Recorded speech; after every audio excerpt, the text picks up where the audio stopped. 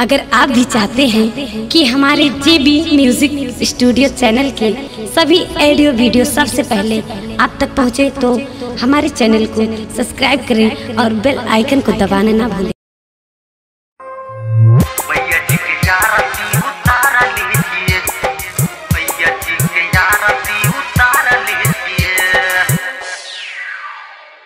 शुभ मुहूर्त सुंदर सूरत गाँव में आइला माई के मूरत।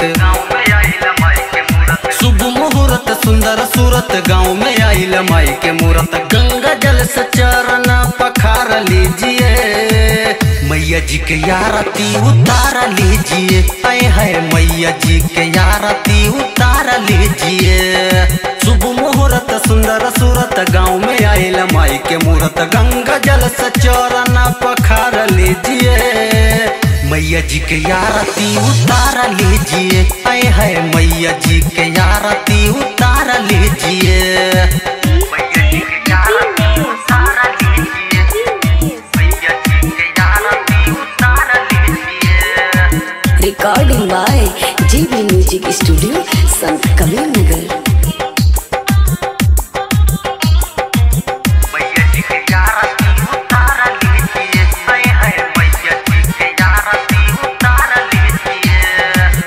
सोने की थाली कपूरन बाती, आरती सजा के लेके चलो ये संघाती।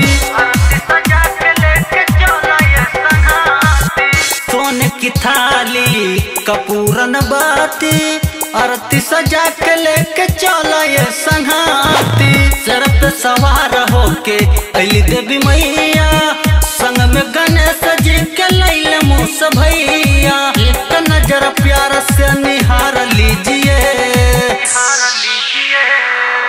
मैया जी के आरती उतार लीजिए। आए है मैया जी के आरती उतार लीजिए। मैया जी के आरती उतार लीजिए, मैया जी के आरती उतार लीजिए। बोला बोला थाने वाली माई की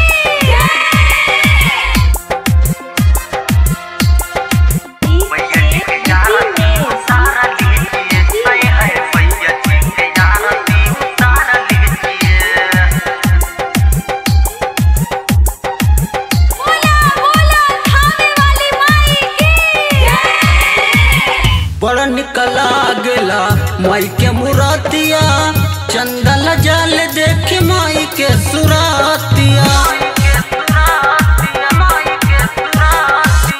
बड़ निकला गेला माई के मुरातिया, चंदन जल देख माई के सुरातिया। सर पे मुकुट गले मोतियन के हारबा, चंदन जल देख माई के सिंगार बा। नाम लेके माई के जयकार कीजिए,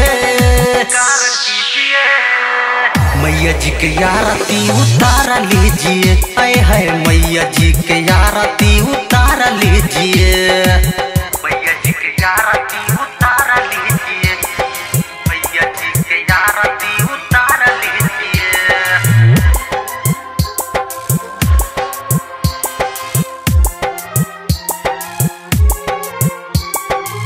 मैया जी के आरती उतार लीजिए। आए है मैया जी के आरती उतार लीजिए।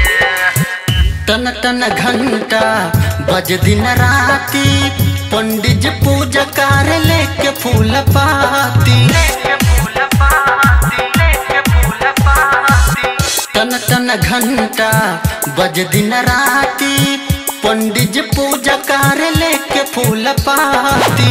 झीपी चढ़ावेले फल फूल मेवा, राम कुबेर कार माई जी के सेवा। अपन भगिया संवार लीजिए, मैया जी के आरती उतार लीजिए। आए है मैया जी के आरती उतार लीजिए।